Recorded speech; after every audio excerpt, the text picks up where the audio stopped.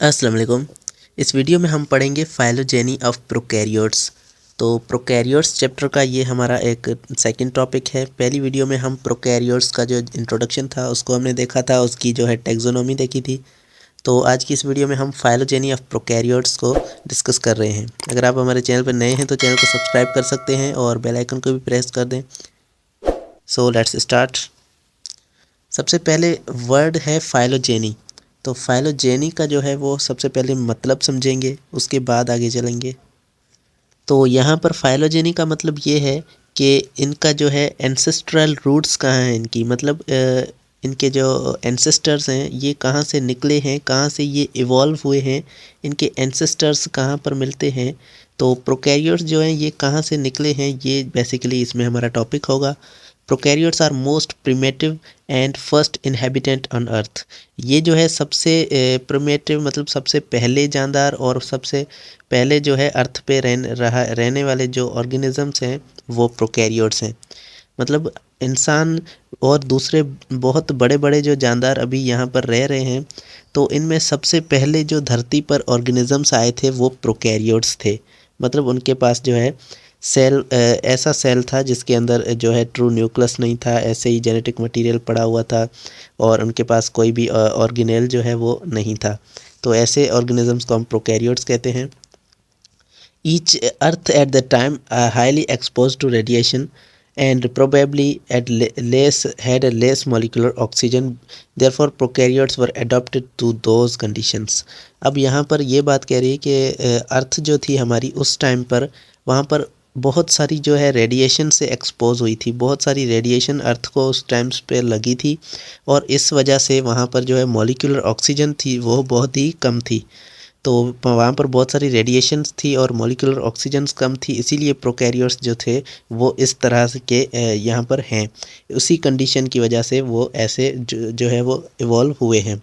Prokaryotes में have evolve from प्रोटोबियोंट ancestors. अब प्रोटोबियोंट ancestor ये कुछ मॉलिक्यूल्स थे उस टाइम पर और ऐसे मॉलिक्यूल से जो है ये यहाँ से ये इवॉल्व हुए हैं, यहाँ से ये निकले हैं।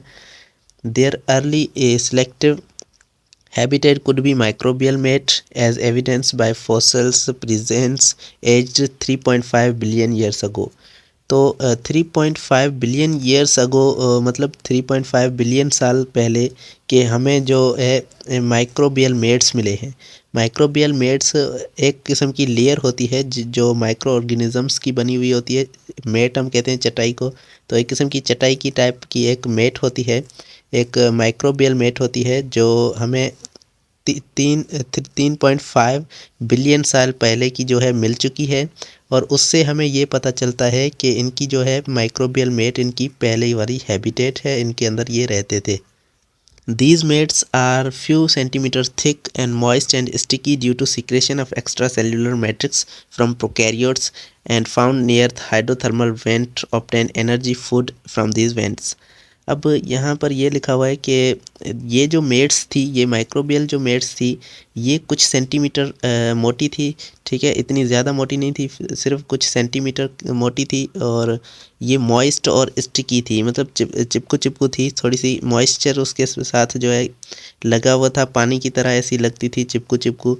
और ये इस वजह से था क्योंकि उसके अंदर जो मौजूद प्रोकैरियोट्स थे वो कुछ मैट्रिक्स जो है वो एक्स्ट्रा सेल्यूलर मैट्रिक्स को सीक्रेट करते थे, बाहर निकालते थे और उस वजह से ये जो है स्टिकी थी, चिपकू थी।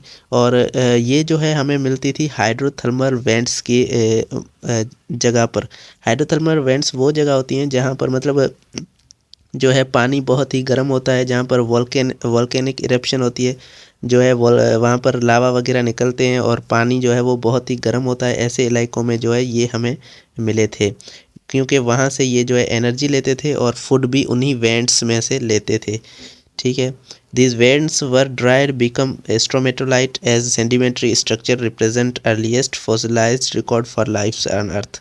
अब ये जो है जब सूख गए ये मेड्स तो ये एक किस्म का सख्त मादा बन गए, स्ट्रोमेटोलाइट जिसे कहते हैं, और ये जो है एक ऐसा स्ट्रक्चर बना दिया जो अब हमें अर्थ पर दिखता है और उस फॉसल का जो है वो अभी रिकॉर्ड है वो।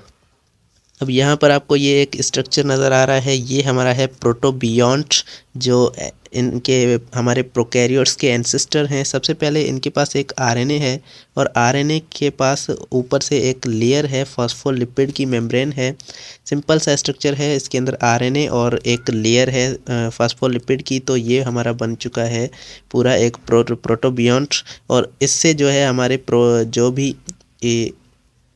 प्रोकैरियोट्स हैं वो सारे इससे निकले हैं। उसके बाद यहाँ पर प्रोकैरियोट्स के बारे में कुछ और लिखा है। Prokaryotes are present in every habitat, each comprised of several small taxonomic groups. The domain bacteria and prokaryota also include cyanobacteria and blue green algae.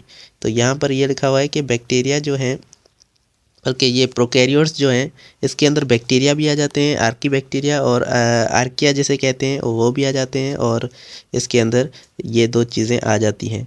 तो ये हैं अर्थ में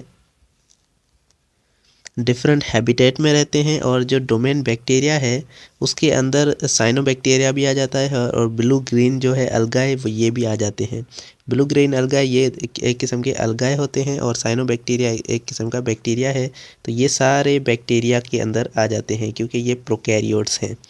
दिस इज़ प्रिमिटिव यूकैरियोटिक अलगा can perform photosynthesis and also called photo autotrophs. अब यहाँ पर जो है प्रोकैरियोटिक जो अलगाए है, ये प्रोकैरियोटिक अलगाए ये फोटोसिंथेसिस कर सकता है, मतलब ये लाइट की मदद से अपना खाना बना सकता है, इसीलिए इसे फोटो ऑटोट्रॉफ्स कहते हैं। फोटो मीन्स लाइट, और ऑटोट्रॉफ्स वो जानदार होते हैं जो खुद का खाना बनाकर खुद ही यूज़ करते हैं, मतलब खुद का खाना खुद बनाते हैं, उसे फोटो ऑटोट्रॉफ्स कहा जाता है।